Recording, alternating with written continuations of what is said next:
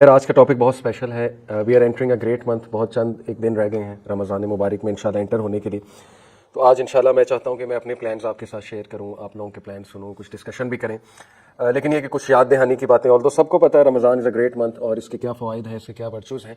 लेकिन बहुत ज़रूरी है कि हम इसमें with the right mind set enter हों और पहले से तैयार हों. इसके हवाले से इस हवाले से मैं सोच रहा था कि देखें, बड़ा ज़रूरी है प्रेपरेशन करना एक मंथ के हवाले से, वो भी इतने ग्रेट मंथ के हवाले से, क्योंकि हदीस में आता है कि प्रॉफिट सल्लल्लाहु अलैहि वसल्लम और सहाबा तो 6 माह पहले से इसकी प्रैक्टिस शुरू कर देते थे. जस्ट लाइक एक बंदे ने मैराथन रेस में एंटर होना है, तो ऐसा नहीं मुमकिन कि वो बगैर किसी रिहर्सल और प्रैक्टिस के मैराथन में दौड़ लगाना शुरू कर दे. 10 मिनट बाद वो थक जाएगा. शुरू में तो बहुत पैशन के साथ कहेगा मैंने भागना है, मैंने ये करना है, मैंने वो करना है, लेकिन 10 मिनट 15 मिनट बाद जो है वो ज़ाहिर है उसको थकन होगी.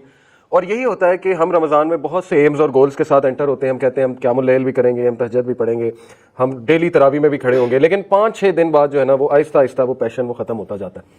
वजह यही है कि हमने पहले से अपने आप को थोड़ा वार्म अप नहीं किया. वार्म अप एक्सरसाइज बहुत ज़रूरी है रमज़ान से.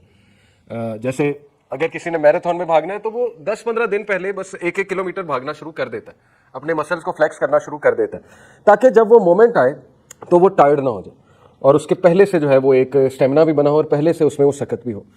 तो आपने देखा है कि बहुत से लोग जो है वो बड़े बड़े गोल्स तो बनाते हैं रमज़ान के हवाले से, लेकिन आहिस्ता आहिस्ता वो गोल्स ख़त्म होते जाते हैं या वो अचीव नहीं कर पाते उन्हें, और रमज़ान एक आम सा मंथ फिर रह जाता है उनके लिए. बस 5 नमाजें चल रही होती हैं, इसके अलावा कुछ खास जो है वो नहीं हो पाता, क्योंकि रूटीन्स भी आजकल ऐसी हैं. अब रमज़ान आपको पता है कि वो ऐसे डेज़ में जो वर्किंग आवर्स हैं, ज़्यादातर लोग ऑफिस में होंगे, स्कूल में होंगे, यूनिवर्सिटीज़ में होंगे. अप्रैल का मंथ जो है वो ज़ाहिर है एक वर्किंग मंथ होता है, तो उसमें किस तरह रियलिस्टिक गोल्स बनाना और उन गोल्स को अचीव करना ये हमारे लिए बहुत ज़रूरी है. और वो गोल्स किस लिए बनाने हैं ये भी हमारा जानना बड़ा ज़रूरी है. दूसरा देखें, मैं रिसेंटली दुबई गया, तो दुनियावी सफ़र के लिए हम इतनी प्रेपरेशन करते हैं, इतनी रिसर्च करते हैं, टू डू लिस्ट निकालते हैं, एक एक चीज़ रिसर्च करते हैं, places to visit in Dubai, which places are worth my money, my time, my effort वगैरह वगैरह. लोगों को कॉल करते हैं कि मुझे बताओ मैं दुबई आ रहा हूँ या फलानी जगह आ रहा हूँ, मैं कहाँ जाऊँ, क्या करूँ, कहाँ जाना चाहिए. क्या यही रिसर्च, यही इंटरेस्ट रमज़ान के लिए है हमारा? क्या हम कोई आर्टिकल खोल के पढ़ते हैं, क्या हम ये रिसर्च करते हैं? क्योंकि देखें ना, दुनिया में तो हम रिसर्च करने पहुंच जाते हैं. कोई छोटा से छोटा हमने जूता भी लेना हो तो दुनियावी मामले में हम रिसर्च करते हैं, बाटा का अच्छा है, सर्विस का अच्छा है, एंड्योर कहाँ का अच्छा है. तो दीनी मामले में थोड़ी सुस्ती बरतते हैं. दीनी मामले में हम इसके इंतजार में रहते हैं कि कोई बताएगा हमें आके. ऐसे नहीं होता है. हमें दीनी मामले में ज़्यादा रिसर्च करनी चाहिए और ज़्यादा पैशन शो करना चाहिए और ख़ुद से पढ़ना चाहिए. बेशुमार किताबें हैं रमज़ान के वर्चूज़ पे. हमें ऐसे अमाल की लिस्ट निकालनी चाहिए जो सबसे बेहतरीन अमाल है अल्लाह ताला के नज़दीक, क्योंकि we are entering a great month, जिस मंथ में रिवॉर्ड ज़्यादा होता है. ऑब्वियस सी बात है, एक आम सा अमल आप करेंगे उसका बहुत ग्रेट रिवॉर्ड होगा. तो ऐसी अपॉर्चुनिटी मिस नहीं कर सकता एक मुसलमान, एक जी शऊर मुसलमान. एक ऐसा मंथ जो फॉरगिवनेस का मंथ है, उसमें जितनी अल्लाह की रहमतें आप समेट लोगे उतना बेहतर है आपके लिए, आने वाली ज़िंदगी के लिए बेहतर है.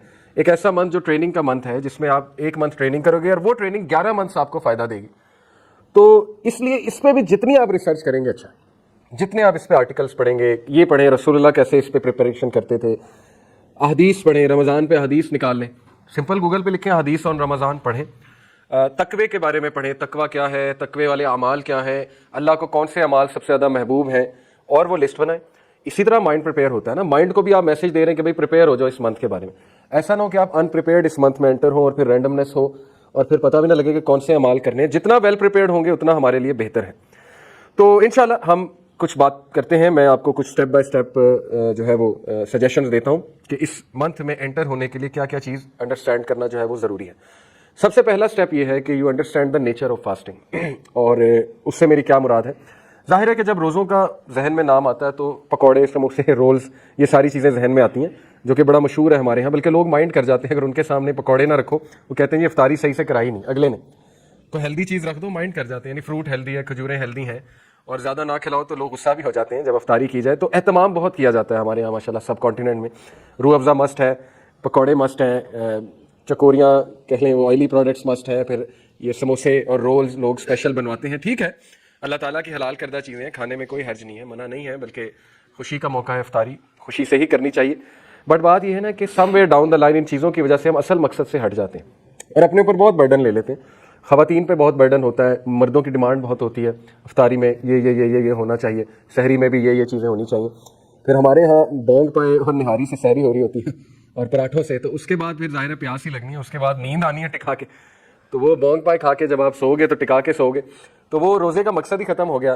अल्लाह ताला का हुक्म था कि रोज़े को जितना मैक्सिमम आप जाग के गुजार लो, جتنا اس کا وہ چیز فیل کر لو, روحانیت فیل کر لو. روحانیت اسی طرح آتی ہے, بھوک سے ہی روحانیت آتی ہے.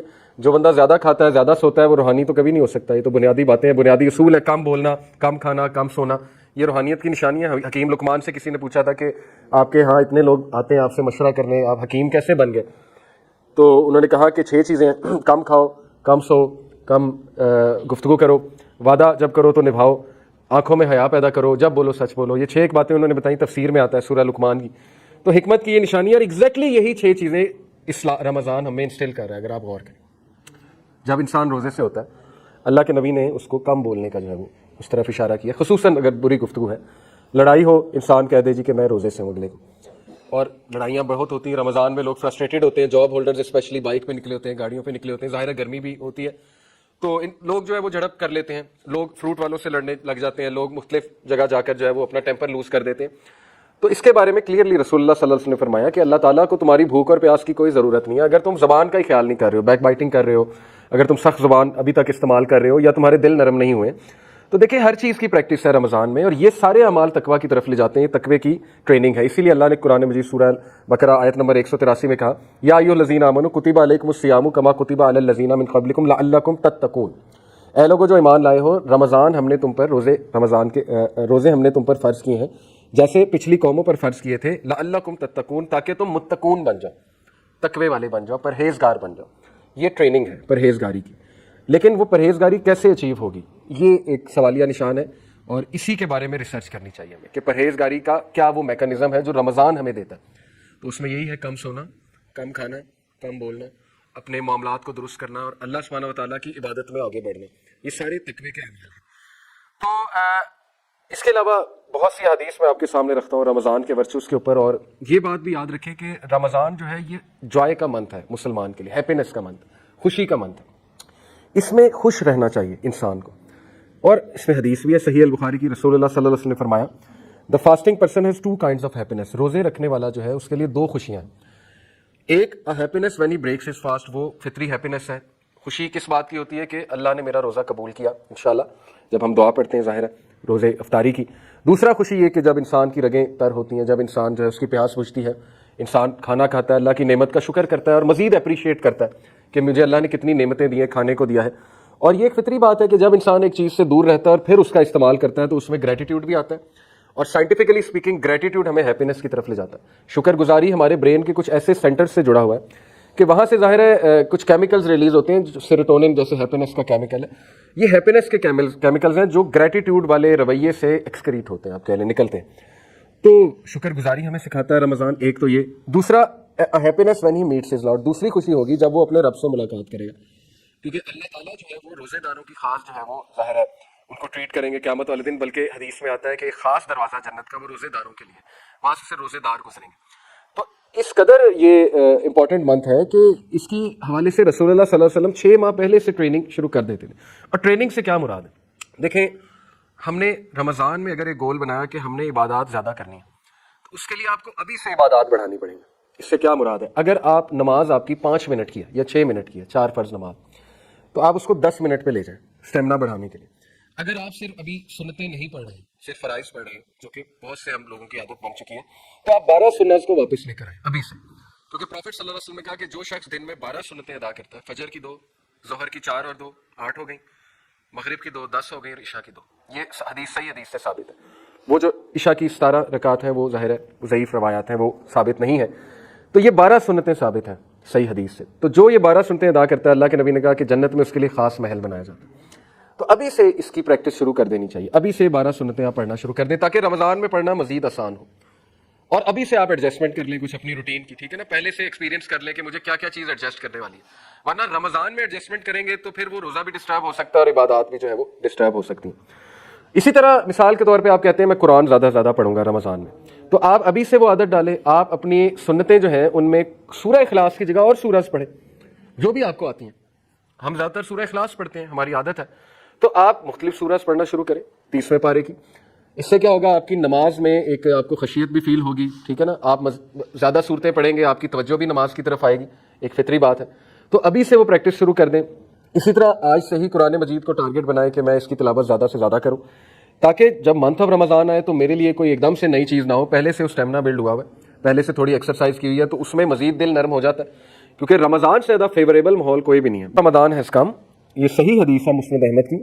A blessed month in which Allah Almighty has obligated you to fast. In it the gates of heaven are open. جنت کے دروازے کھول دیے جاتے ہیں، رحمت کے دروازے، جنت کے دروازے، دل نرم ہو جاتے ہیں، فیوریبل انوائرمنٹ ہے to change. And in it the gates of hellfire are closed، جہنم کے دروازے بند کر دیے جاتے ہیں. And in it the devils are chained، اور جو شیاطین ہے، شریر شیاطین ہے، وہ چین کر دیے جاتے ہیں جنہوں نے تباہی مچائی ہوتی ہے. And in it is a night that is better than 1,000 months، اور اس میں ایک رات ہے جو 1000 مہینوں سے بہتر ہے. Thus whoever is deprived of its good is truly deprived، لہٰذا جو بھی اس سے فائدہ نہ اٹھا سکا وہ واقعی ایک بدبخت انسان ہے، ٹرولی ڈپرائیوڈ انسان ہے، وہ بہت زیادہ ڈیپریویشن ہے اس کی زندگی میں. تو اس لیے ابھی سے ایسے گریٹ منتھ کی محنت ہمیں شروع کرنی چاہیے. اگر آپ نے پلان بنایا ہے کہ میں نے کچھ دعائیں یاد کرنی ہیں تو آپ ابھی سے وہ دعائیں یاد کرنا شروع کر دیں، تاکہ رمضان میں ان دعاؤں کو آپ پڑھیں. جیسے آپ نے ایک ٹاپک سلیکٹ کیا جی تقوی کی دعائیں، میرے اندر اس کی کمی ہے، تو تقوی کی دعائیں نکالیں، رسول اللہ کی سکھائی ان کو لسٹ ڈاؤن کریں اور ان کو یاد کرنا شروع کریں. آج سے یاد کرنا شروع کریں، ٹائم نکال کے. آپ کو ایک ٹاسک بھی مل جائے گا، فضولیات سے بھی ہٹ جائیں گے ہم، فضول ایکٹیویٹیز سے، اور انشاءاللہ تقویٰ بھی بلڈ ہوگا. اسی طرح آپ کہتے ہیں کہ میں شکر گزاری کی دعائیں دیکھنا چاہتا ہوں یا اللہ کی حمد و ثنا کے الفاظ یاد کرنا چاہتا ہوں. دعا میں جتنے اللہ کی حمد و ثنا ہے اتنی وہ دعا مضبوط ہے. ہم تو سمپل یہ کہتے ہیں نا الحمدللہ والصلاۃ والسلام علی رسول اللہ، یہ ٹھیک ہے، لیکن اگر آپ اسلاف کی دعائیں دیکھیں تو وہ اللہ کی بہت بہت بہت حمد بیان کرتے تھے.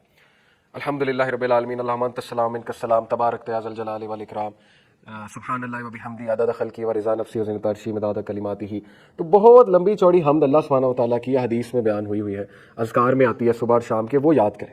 جتنا آپ اللہ کی حمد و ثنا بیان کریں گے اپنی دعا میں اتنا دعا مضبوط ہے اور اللہ بھی راضی ہوں گے، اللہ خوش ہوں گے. اللہ کو اپنی جو حمد و ثنا ہے بہت پسند ہے. پھر ایسے اذکار نکالیں جن کی بہت زیادہ اہمیت ہے، یہ سرچ کریں. وہ کیا ہے؟ ایک حدیث میں آتا ہے کہ سبحان اللہ، الحمدللہ اور لا الہ الا اللہ، یہ اللہ کے عرش کے گرد چکر لگاتا ہے، یہ جو ورد ہے. اور جب آپ یہ ورد کرتے ہیں، کانٹیکسٹ بتا رہا ہوں حدیث کا، تو ظاہر ہے کہ یہ آپ کا ورد بھی اوپر جاتا ہے اور وہ بھی اللہ کے ارد گرد، عرش کے ارد گرد چکر لگاتا ہے. تو یہ اتنا پاورفل ورد ہے اور کچھ بھی نہیں ہے. اس سے نہ آپ کی کوئی میٹنگ رکی، نہ ڈرائیونگ رکی، کچھ بھی نہیں رکا. ڈرائیونگ کرتے کرتے سبحان اللہ، الحمدللہ، لا الہ الا اللہ حدیث کے مطابق. پھر درود ابراہیمی کی کتنی زیادہ فضیلت ہے. پھر ظاہر ہے استغفر اللہ توبو الیہ کی کتنی فضیلت ہے. جو کوئی اللہ کا استغفار کرتا ہے اللہ اسے ہر مشکل سے نکال لیتا ہے، اللہ اس کا رزق بڑھاتا ہے. استغفار کے کتنے فائدے ہیں. تو ابھی سے اپنے دل کو، اپنی زبان کو ابھی سے آپ کو تر کرنا پڑے گا اپنے ذکر کے ساتھ، تاکہ آپ کی پریکٹس ہے اور وہ ذکر جو ہے وہ جاری ہو جائے آپ کی زبان میں. ادروائز مشکل ہوتا ہے پریکٹس اس کی. ہم نہیں چاہتے کہ رمضان میں وہ پریکٹس کریں، یہ مسٹیک ہے. زیادہ تر لوگ رمضان کو as a month of practice لیتے ہیں، جبکہ اس سے پہلے پریکٹس ہے، اس منتھ میں اصل میں عمل ہے، اور وہ عمل آپ کو نیکسٹ 11 منتھس میں بہت زیادہ فائدہ دے گا. بہت سے لوگ اس چیز کا ویٹ کر رہے ہوتے ہیں کہ یار نماز میں ابھی نہیں شروع کروں گا، رمضان آنے دو، رمضان میں 5 وقت شروع کر دوں گا، سنتیں بھی ادا کرنا شروع کر دوں گا. تو وہ ایک غلطی ہے میرے نزدیک، مطلب میں اس کو ایسے دیکھتا ہوں. باقی اللہ جس کو ہدایت دے، رمضان میں ڈیفینیٹلی بہت سے لوگ چینج ہوتے ہیں. میں یہ سمجھتا ہوں کہ آپ ابھی سے شروع کریں اور اس منتھ میں بڑھائیں، مزید بڑھائیں ان چیزوں کو.